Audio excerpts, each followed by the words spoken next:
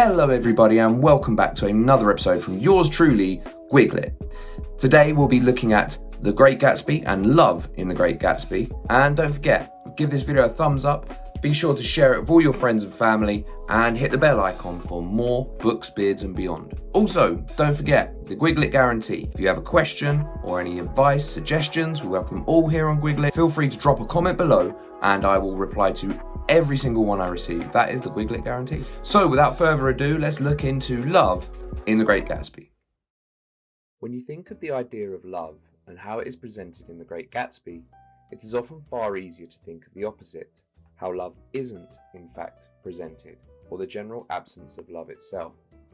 The characters are, for the most part, deeply self-obsessed, deeply unlovable, and detached from those around them, constantly seeking escape from the confines of their own loveless lives.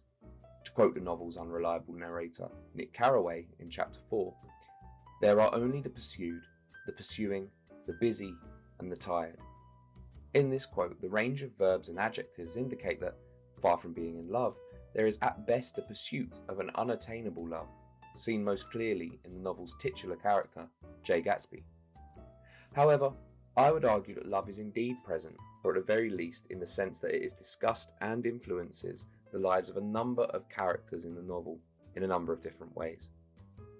Firstly, love is seen in the form of mania, the idea of obsessive and all-consuming love.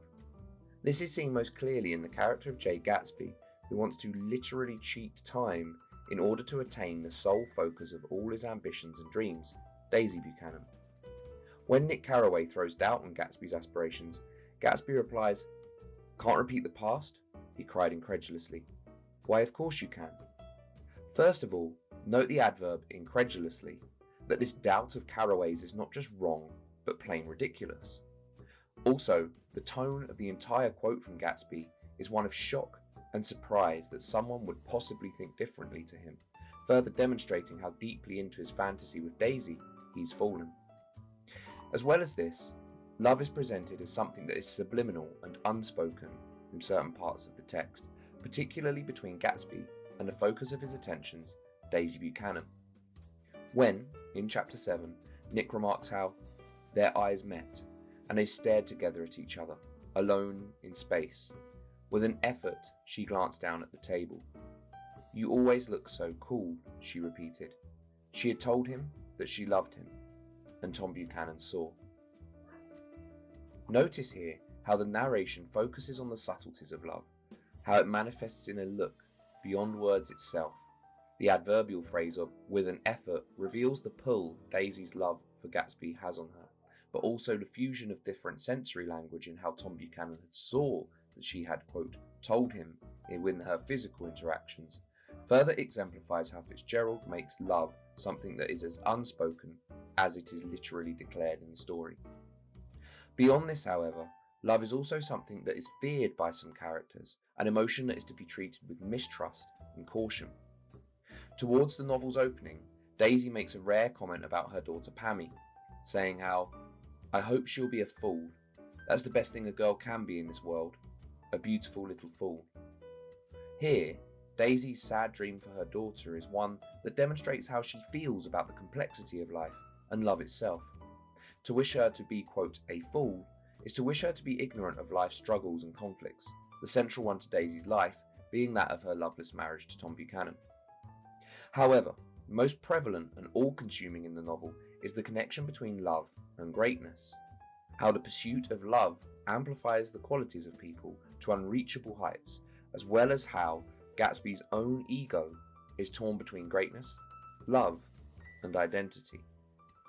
In Chapter 5, Nick Carraway remarks how there must have been moments even that afternoon when Daisy tumbled short of his dreams, not through her own fault, but because of the colossal vitality of his illusion. It had gone beyond her, beyond everything. He had thrown himself into it with a creative passion. Notice in particular the repetition of beyond, that what Daisy represents to Gatsby is love, and so much more, so much that she will not be able to make real. Also, notice how Carraway deliberately uses the word it instead of the pronoun her in the passage, subtly implying how the pursuit of Daisy is a small part of a bigger picture, the pursuit of the excess and greatness of a life of old money in Gatsby's eyes. This struggle between love and identity is further shown in the novel in probably one of the most important quotes in the entire text. Here, in chapter 6, in the retelling of when Gatsby kisses Daisy for the first time all those years prior, he knew that when he kissed this girl and forever wed his unutterable visions to her perishable breath, his mind would never romp again like the mind of God.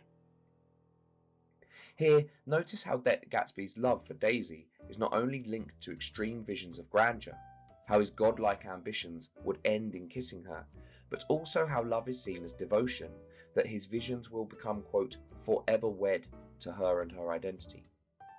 What this quote, and the novel as a whole, doesn't fully decide upon, however, is the extent to which Gatsby is in love with Daisy as a person, or in love with Daisy as a manifestation of a wider dream and goal, that erasing the old James Gats, the self-proclaimed nobody, to transform into the Dan Cody-inspired glory of exuberant wealth and exorbitant riches. There are other manifestations of love in the novel, but today I've chosen to pick out the key ones. If you'd like to know more, please let me know in the comments below, and if you'd like more videos also, please let me know. As per the Gwiglet guarantee, all comments are replied to. Today's video has been a really different process, and I'd love to know what you think. Be sure to follow across all our different social media platforms, Instagram, Twitter and TikTok. And until next time, take care, all the very best, and bye bye.